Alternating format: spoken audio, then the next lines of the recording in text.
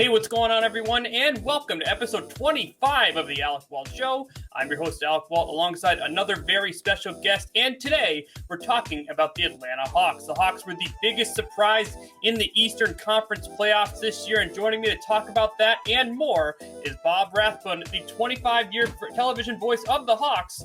Bob, thank you so much for joining me. I really appreciate it. Hey, Walt, it's my pleasure. Thank you. So this Hawks team, like I mentioned, was the biggest surprise in the Eastern Conference, advancing to the Eastern Conference Finals.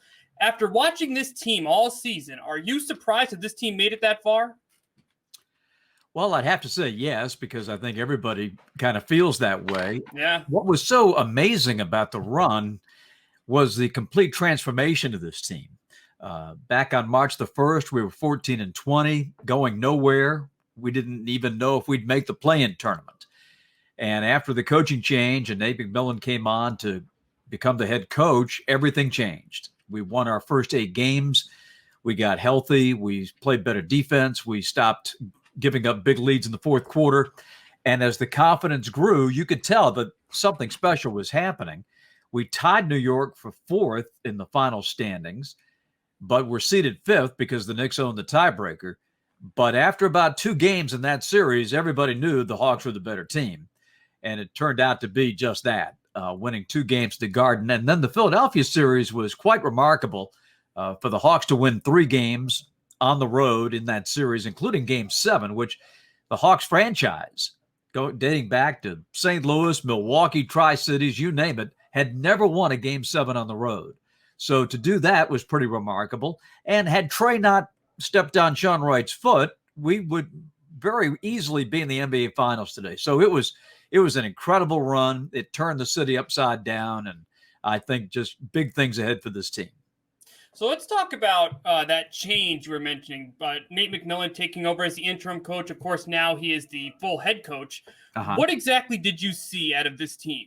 Specifically that change in the way they play basketball. I know you mentioned the better defense, but it takes a lot to really get that confidence going to advance that far in the playoffs. Yeah. Well, I health returning was big. Now, we never had a day from the first day they showed up in December that we had the whole team healthy. There were rotational players injured every step of the way. And I think one of the big things for Nate was he was the beneficiary, as Lloyd would have been, of getting key players back right around that time. Bogdan Bogdanović being at number 1 on the list. But slowly, as Nate got his hands on the ball club, he would make tweaks and changes. And a lot of it, I think, Walt, was more attitude than it was X's and O's. Nate just seemed to be the perfect guy and perfect voice for this group at this time. He's coaching a bunch of guys that are younger than his son. So you had an old school coach with new school players, but it worked. They met halfway. He instilled, I think, a discipline, a respect that had not been there with this young group. They were eager to win. And when they had success right away, they were eager to learn more on how to win. Trae became a much better player and decision maker. He brought Hunter along to where he was a major force, got Bogdanović in the starting lineup, which he had been coming off the bench under Lloyd. And Bogey, I think, proved to be one of the great transactions of the offseason. I mean, this guy is a world-class player. Thank you, Sacramento. And we also got Clint Capella back. Thank you, Houston. Yep. Because Capella never played for us last year. And he had some nagging heel injuries during this season. But Nate kind of put all those pieces together. And so I don't think it was like one thing, well, we ran, more pick and roll, or we did, we trapped more or whatever. That wasn't the case. It was more, I think, from the eyebrows up. It was much more of a mental game for the Hawks. And then when they tasted winning, then it just snowballed. And one thing led to another. They became a much better road team. We won 6 road games all of last season, and we won 6 road games in the playoffs this year. Yeah. So the change was pretty dramatic, and I started it all with Nate. So when you watch this playoff run, you saw the team pick it up towards the end of the season. It was led by Trae Young. Trae Young really turned into that superstar player here in his third season. Just after watching his full season this year, including the playoffs, tell me what you saw out of Trae Young here in his third season. Well, I felt like for the Hawks to succeed at whatever stage that was going to be, Trae's stats had to come down. Not his assists so much, but the shot taking, the trying to do it all himself. That had to change because he had more weapons around him. You know, he had Capella, he had Bogdanović, he's got Hunter, Reddish, Herter, all these young guys. Plus, you've got much better players coming off the bench. So his stats had to go down somewhat. But what did not change was his passing. And I have always said that the comparisons to Steph Curry were not accurate at all. He's much more Steve Nash. He's much more Pete Maravich than he is Steph Curry. Little guys that shoot from deep kind of get tagged like the next Steph Curry, but that's not Trae's game. And I think having Nate as a former point guard himself really helped his growth and development second to none.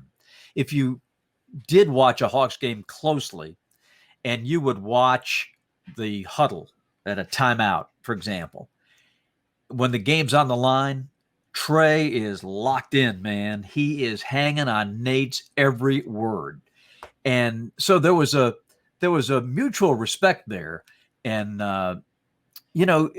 Nate had a great line, I thought, in describing to Trae what Trae was all about. He said, young man, you're a Ferrari, and you can do things that most cars can't do.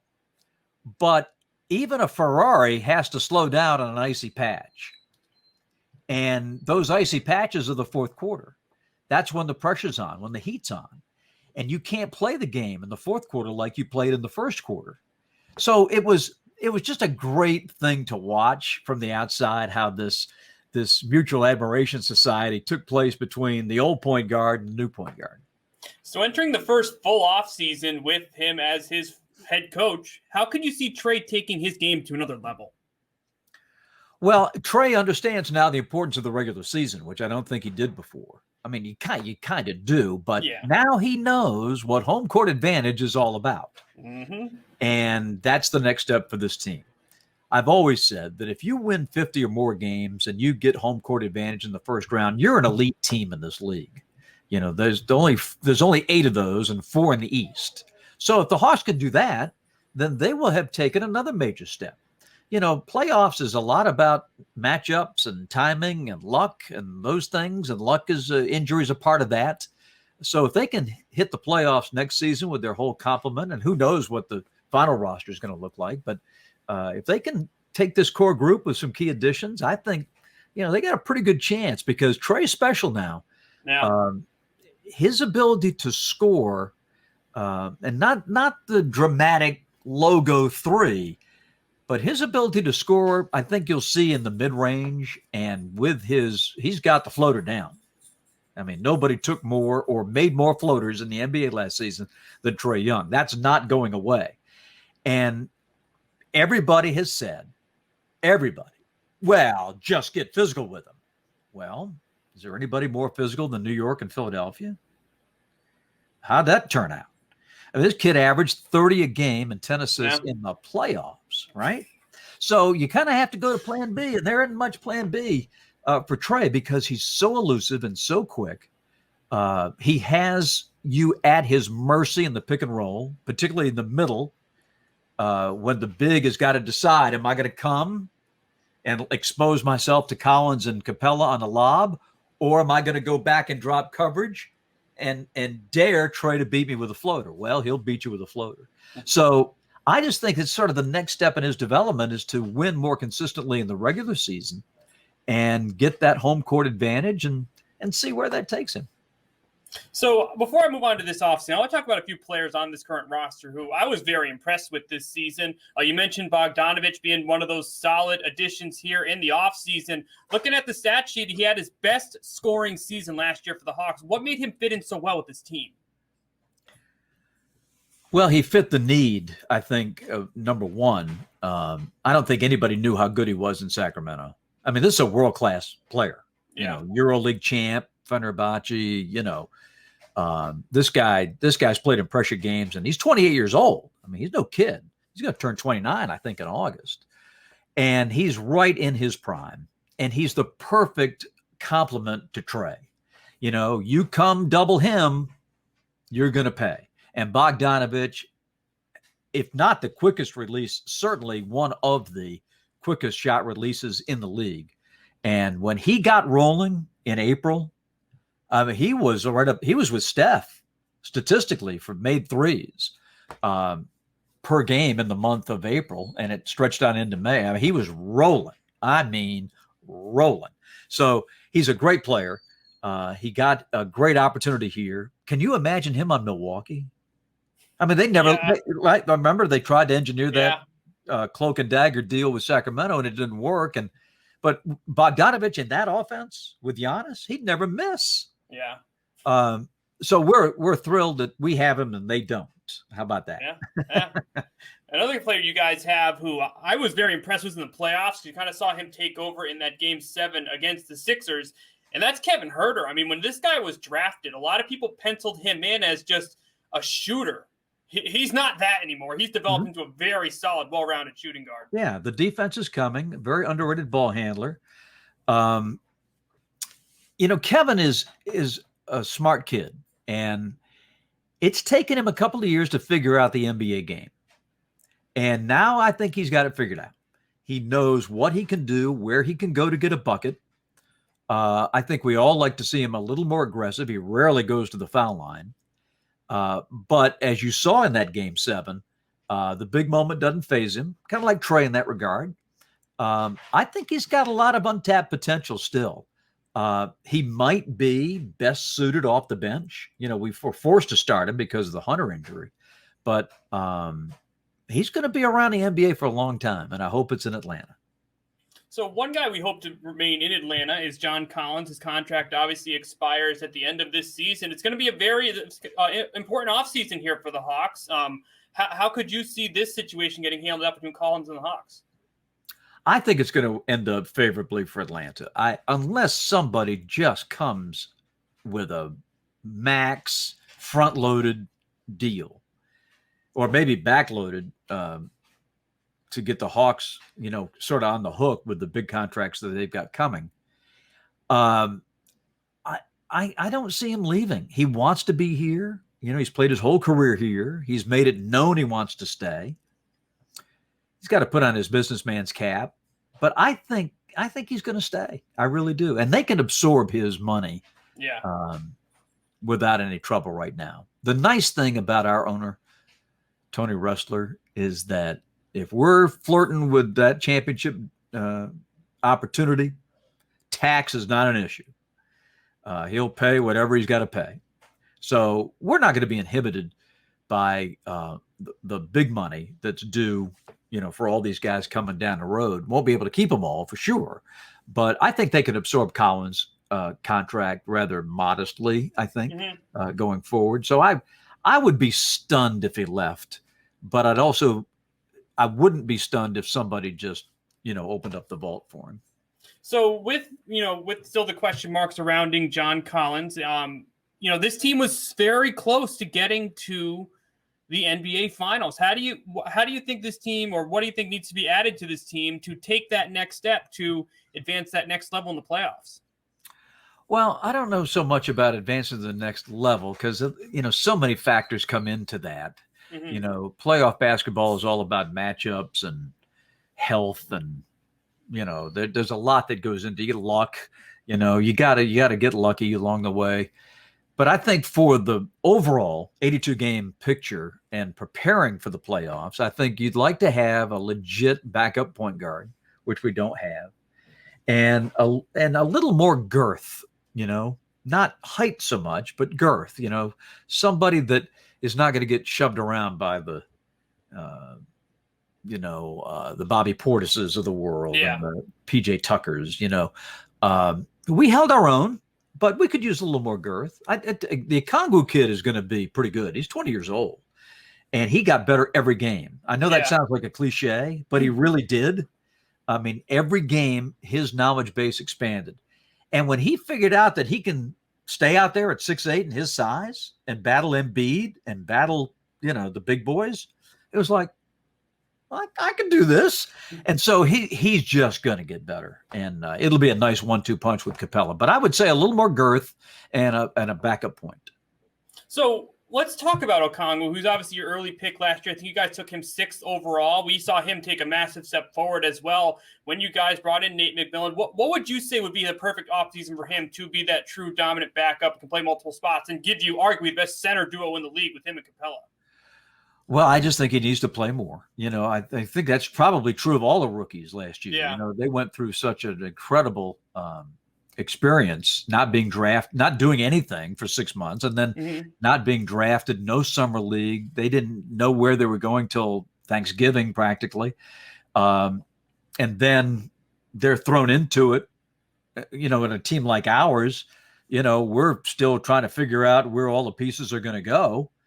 Then he goes through a coaching change, and then he didn't play he was behind Nathan Knight, for God's sakes. Yeah. And as he got a little more opportunity and a little more playing time, it was almost like we got to put this kid out there and just see what we have, and see where we got to go with him. But a funny thing happened. He'd get 3 minutes, and then he'd get 6, and then he'd get 8, then he'd get 12. And then all of a sudden, he's like, he can handle this. So we put him in there in small doses. And then we get to the playoffs, and Nate's like, do I throw this kid out there, in the Knicks series? And played great. Now it's Philly. No Hunter now. We're down another wing. Need another body. Can I put him out there with Embiid and these guys? And you saw what happened. He outplayed Dwight Howard up one side and down. It was embarrassing. Yeah. How he outplayed Dwight Howard. And that just did worlds of good for his confidence. And the kid's going to be good. Yeah, I'm looking forward to seeing him develop over the next couple of years with McMillan as the head coach. A few more questions I have before I let you go. The NBA is obviously a star-driven league, like free agency, veterans, guys like that, look around the league for specific destinations, specifically late in their career. After this last playoff run, how much has the city of Atlanta playing for the Hawks changed in the way stars and other veterans looking to win view your franchise? Well, the proof's in the pudding, Walt, but I think it's flipped. This is the 7th biggest television market in the country. This is a franchise that needs to start playing up to the big league level, right? We've been an afterthought for 50 years down here. We've had a couple of blips. Neek's teams were good. You remember, of course, the Celtics, great playoff battles.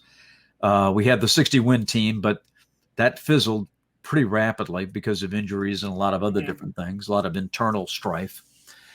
So now we're poised to be good for a long time. And I think playing with Trae, guys understand, what, if all I got to do is get open, he'll get me the basketball. Nobody suffered statistically. Collins' numbers are down a bit, but big deal. He doesn't care.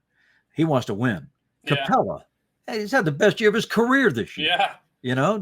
Average, rebounds and blocks, and led the league in rebounding. So he has no complaints.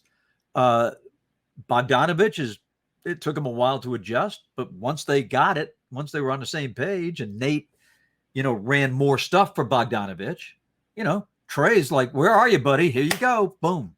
And Bogdanović was a bucket. Hunter, Reddish, great two-way players. So the only thing that might not work in the Hawks' favor is that this young core stays together. They're just getting started. These guys are 20, 21, 22, 23. They're going to be here for a while. Yeah. So the frontline free agent might not look at this and say, this is someplace where I'm going to go and get 35 minutes a night and average 20. But the veteran free agent will say, you know what? I can come off the bench here and push these guys over the top. And I think that's where we'll look.